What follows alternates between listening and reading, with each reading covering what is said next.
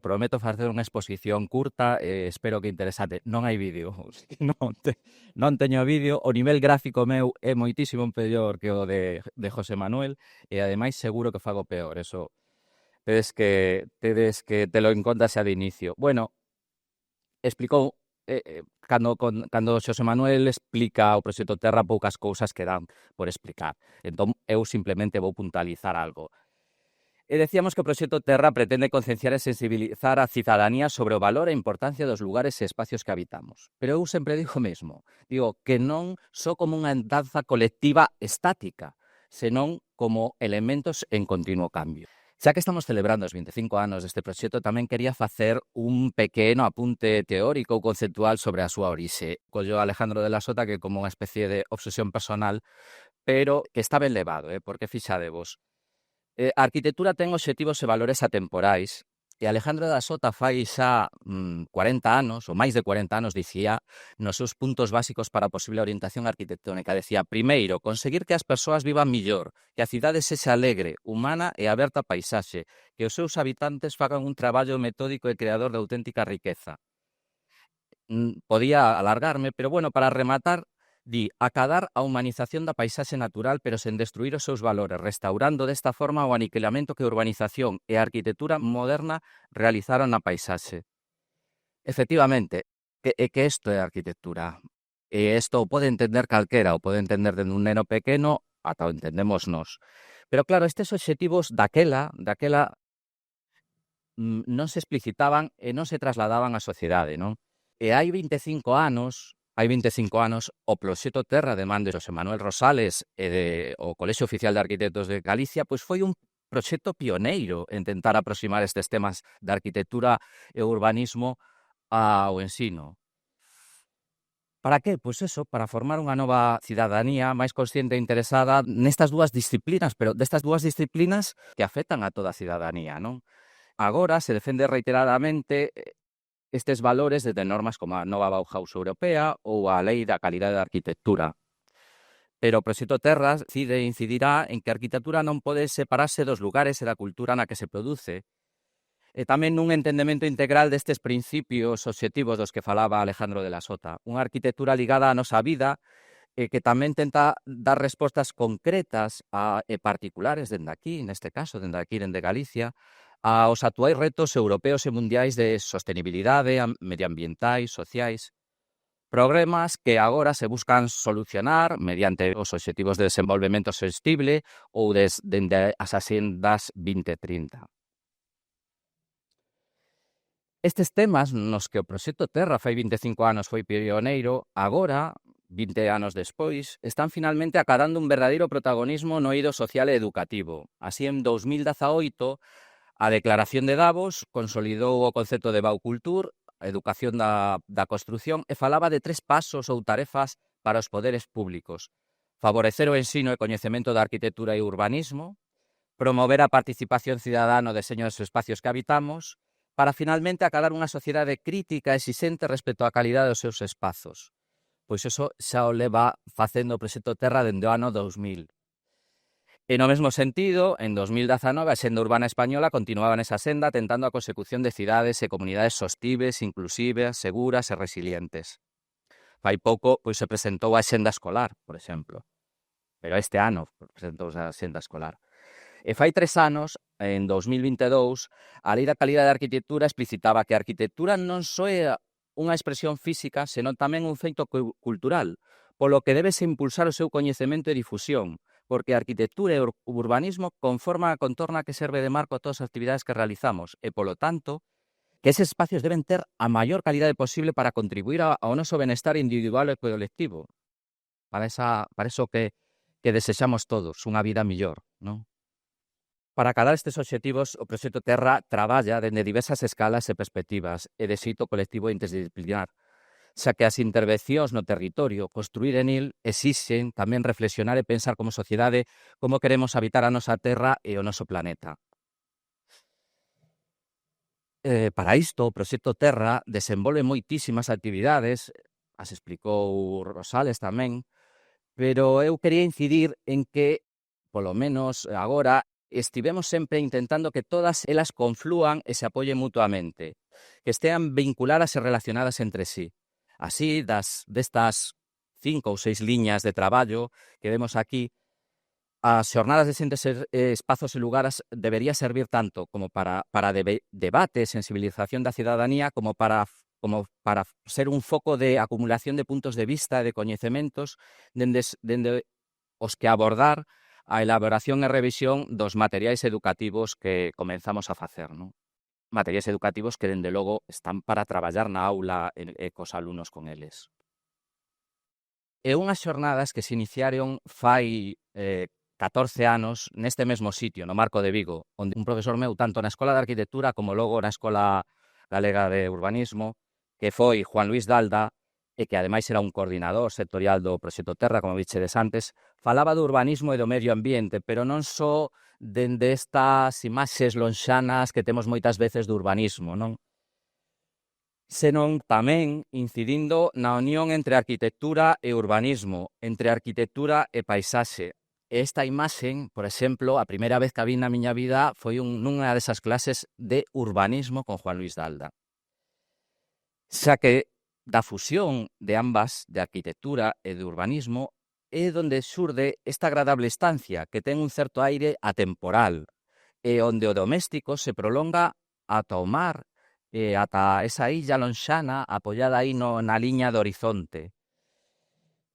Pois sí, é un espacio atemporal, é un espacio que podería estar pois tanto en Combarro, en ese caso a illa sería Tambo, ou podería estar en Nigrán, en ese caso a illa serían as Illas Cíes, pero isto é unha porta de aire ou pode ser unha porta que dá un balcón, pero o balcón non ten varanda, o sea, ten esa sutileza.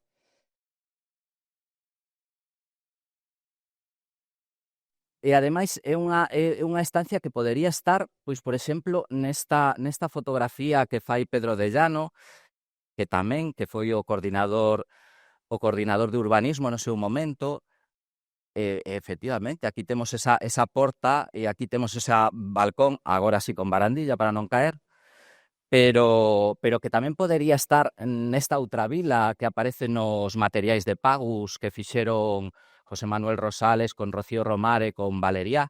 Uns materiais que ademais non só valen para falar do pasado, sino que valen para falar do pasado, da transformación do noso territorio, de distintas escalas, con distintos materiais como ortofotos, planos. Uns materiais que estamos renovando e que debemos continuar elaborando porque a sociedade tamén cambia e tamén ten cada vez unha maior sensibilidade cara aos problemas sociais e medioambientais da nosa contorna. Eso o vemos na sociedade, no vemos no noso alumnado, non? Problemas que son os que abordamos nas xornadas de xentes, espazos e lugares, tanto no ano 2024 como no 2025. Xornadas que as levamos por todas as cidades de Galicia e que no ano 2024 pois comenzaron en Ourense, logo en Lugo e logo en Pontevedra. A primeira xornada desenvolveuse en Ourense, empezamos en unha escala territorial e urbana falando das nosas cidades intermedias, con Josep María Llop, que é un urbanista catalán, pero que está traballando ese tema a nivel europeo, con Teresa Novais, moderado por Isabel Mociño, que é unha pedagoga. Teresa Novais, unha arquitecta portuguesa de referencia tamén. A seguinte parada foi en Lugo, para falar do mundo rural e do seu futuro. Foi moderada polo coordinador de planeamento, que é Enrique Seoane, e coa presencia do historiador Lourenzo Fernández Prieto, da arquitecta Luz Pazagras e do escritor etnógrafo Jaime Izquierdo. E pensábamos que nesta xornada íbamos a poder contar tamén con unha gandeira, pero foi imposible, xa que, por desgracia, teñen un horario e aínda peor que o noso. A derradeira parada daquel ano foi en Pontevedra, onde estivo a artista e docente Carmen Nogueira, a arquitecta, influencer e incluso quizáis activista Laura Pato para abordar o problema da vivenda nunha xornada que foi programada e moderada por Fernando Arasar, que é o coordinador de arquitectura do noso programa. Estas xornadas, as tedes colgadas todas aí na nosa páxina, Foron gravadas, están recollidas, o tedes tanto no canal do COA como podedes acceder a elas a través da propia páxina do Proxecto Terra. Entón tampouco vou a meter moito nelas, porque ademais estamos curtos de tempo, non? Simplemente, bueno, logo indicar que no ano 2025 pois trasladamos esas xornadas ás vilas que faltaban, a Ferrol, a Coruña, Santiago e Vigo, que en Ferrol falamos da fotografía e do cinema como instrumentos que permiten ver esas transformacións da paisaxe, pero que tamén permiten aproximarnos ao seu coñecemento, con Manolo González, un docente e recente premio de crítica de Galicia pola súa labor como investigador no cinema en Galicia, con Elisa Gallego e con Lois Patiño, o cineasta. A xornada de Coruña falamos dos espacios próximos, incluso dos espacios domésticos, con Mónica Alonso, a artista, con Fernando Blanco, o arquitecto, e todo moderado por Marisa Sobrino, que, bueno, que xa sabedes que é unha catedrática de arte contemporánea da USC. Bueno, foi aquí neste marco, na Luís Seoane, no Museo Luís Seoane. A verdade é que os marcos estiveron tamén moi ben e acompañaron moi ben. No caso de Santiago, o marco foi o Museo das Peregrinacións e contamos con María Fandiño, que foi unha paisaxista, con Carmen Pinós, para min unha arquitecta de referencia, e eu desexo que sexa tarde ou temprano un premio Pritzker, aquí o digo, a ver si temos sorte, porque xa sabes que nesto dos premios non sempre resulta premiado os máis capacitados, ou a máis capacitada neste caso. Bueno, e contamos con dous referentes como son Juan Creus e Covadonga Carrasco, que son para min referentes da arquitectura galega actual, que ademais traballan na paisaxe con moita sensibilidade, con un coñecemento moi profundo do noso mundo. A última xornada foi en Vigo, falábamos desta realidade que tedes aquí nas Rías Baixas e que temos nas Rías Baixas, que é o difuso, o mundo entre o rural e o urbano. Máis que unha relación cronolóxica das charlas, me interesa incidir en que estas xornadas se abordaron grandes temas actuais de xeito interdisciplinar. Así, en esta charla de Vigo, contamos coa presencia de Alfonso Díaz Revilla, coa arquitecta e urbanista portuguesa Cidalia Ferreira e con Cristina García Fontán para falar do futuro das nosas vilas e cidades, da sostenibilidade dos procesos urbanos. E isto, por suposto, poderíamos enlazar pois co primeiro poñente que mencionei, con Josep María Llop, que tamén falaba das nosas cidades, non? E á vez, o podemos tamén relacionar co futuro das nosas aldeas e do noso mundo rural, vale? Porque temos unha realidade tan dicotómica aquí en Galicia, tanta diferencia entre o interior e o mundo costeiro atlántico, pois que nun mundo o que pasa é que o rural se está abandonando, e hai un problema demográfico e de abandono, e noutro mundo o que pasa é que a cidade parece que invade o mundo rural, non? Ese mundo tan complexo do difuso, non? No que ademais se mezcla arquitectura e natureza. Pero falar da cidade difusa tamén é falar do mundo rural, da expansión ou prolongación da cidade invadindo ese mundo. Bueno, en definitiva, que eu creo que tocamos todos estes temas, vale? O cuidado do noso medio ambiente, como deben ser os nosos espacios públicos e o dereito á vivenda, pero non só pois dende o que falábamos da ponencia de Pontevedra con Laura Pato ou dende a perspectiva artística como fixo Mónica. Tamén Teresa Novais incidía nestas iniciativas que hai en Portugal e que leva vendo dende fai moitísimos anos de vivenda social, pois para intentar atallar estes problemas, non? E bueno, para ir concluindo, porque isto ten que concluir, me interesa facer unhas reflexións finais, non? Sobre a arquitectura e o urbanismo, que para min son a mesma disciplina, Pero a primeira é que está ligado á nosa vida, non? Manolo Gallego Jorreto, en Consideración sobre o uso e o lugar, dicía: pensar no uso da arquitectura é pensar no ser humano e centrar a atención nel. Quizáis nunca se estivo tan necesitado diso para poder ampliar a nosa visión da arquitectura e soñar coa construción dunha paisaxe nova e desexada. E tedes aquí o fronte do Concello de Illa da Ourosa, que é unha obra del. Ao lado tedes un paseo marítimo de Juan Creus e Covadonga Carrasco. Pois sí, pensar na arquitectura pensando nos seus habitantes, no seu uso. Eso por un lado. Por outro, que a arquitectura e o urbanismo están ligadas á nosa cultura e á nosa vida en común, á nosa sociedade. Eu creo que polo menos, son consciente de que estamos nun cambio de paradigma, non? Nos encontramos cada vez nunha cultura máis híbrida, nun mundo globalizado e no imparable avance do virtual, con todas as súas ventaxas, como que podes acceder a todos estes vídeos, pero tamén con inconvenientes, non?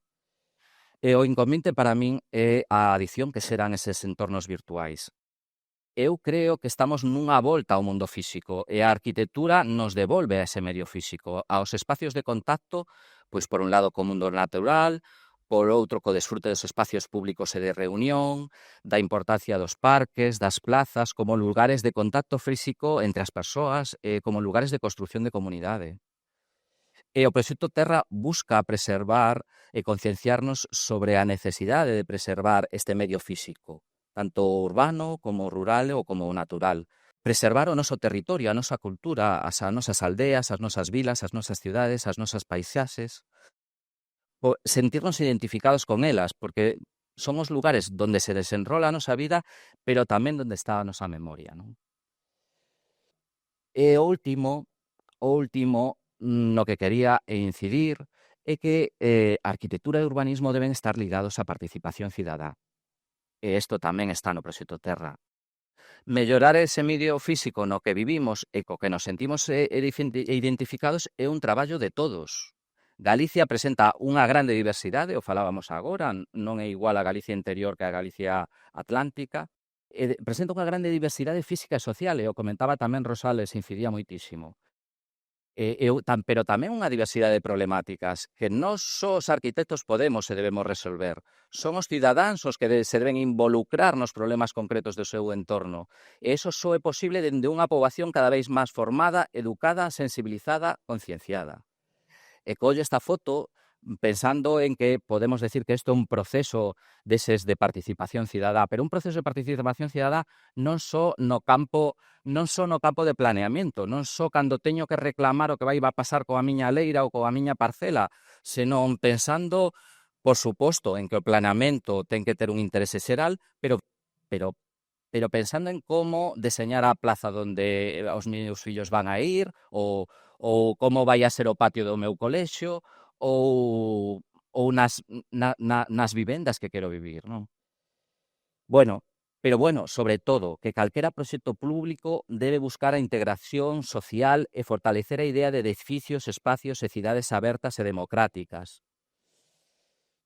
E que o noso deber é integrar e promover a convivencia cidadá, diluindo calquera tipo de barreira tanto física como económica, como social, como xeneracional. Eu creo que esta colaboración e participación cidadá primeiro vai asegurar actuacións máis axeitadas ás necesidades e demandas dos que habitan eses espacios ou dos que os van a evitar. Segundo, é unha ferramenta que permite afondar na realidade social e cultural de cada lugar. Os proxectos se fan un determinado lugar. E, por último, achega unha diversidade de actores e puntos de vista que sempre contribúen a mellora do proceso proxectual e a mellora de arquitectura e das intervencións no espacio. E fago 3 citas finais. Xa en 1974, o artista Joseph Beuys propuña plantar 1000 árboles na cidade de Kassel, non? Pero decía isto de que todos somos cidadáns e todos temos dereito a crear os espacios nos que vivimos. E tamén un dos máis importantes teóricos da arquitectura do pasado século, Leonardo Benévolo, na súa historia da arquitectura moderna, que é como unha biblia que todos tiñamos en unha estantería, Pois no prólogo de 1999 tamén fala desto, da participación cidadá, da necesidade de participación cidadá. E me queda unha última cita. Neste caso, eu vou utilizar este debuxo, este proxecto de Manuel Gallego Jorreto. Este banco continuo, estes bancos baixo un carballo, como lugar e espacio de diálogo e de conversa. Xentes, espazos e lugares buscaba ser isto, un espacio para compartir ideas a través do diálogo e a través da conversación. Bueno, pois nada, grazas a todos e nada máis. Pechará a xornada Manuel Amable Romero Pérez, coordinador do Proxecto Terra no curso 2024-2025, como nos explicaron antes. E compartirá connosco a súa experiencia alrededor de xentes, espazos e lugares. Manuel é doutor arquitecto pola Universidade de Coruña e máster de rehabilitación e renovación urbana pola Universidade de Santiago de Compostela, ampliando a súa formación con cursos de posgrado como a Aula de Rehabilitación do Consorcio de Santiago e o curso superior de Técnico de Urbanismo da EGAP. Entre 2003 e 2006 traballou na Dirección Xeral de Patrimonio da Consellería de Cultura en Pontevedra, etapa na que iniciou o estudo da obra de Alejandro de la Sota, eixo da súa tese doutoral. Entre 2007 e 2021 coordinou a área de planeamento da Delegación de Ferrol-Lento Covac. Manuel é profesor de ensino secundario dende o ano 2006. Actualmente é profesor de Fundamentos da Arte e do Deseño no IES Concepción Arenal. Coas flechas. Labor que compatibiliza coa práctica profesional de arquitectura, coa divulgación e coa investigación neste ámbito. Benvido, Manuel, e moitas grazas polo traballo desenvolvido no Proxecto Terra no curso pasado. Vale, moitas grazas.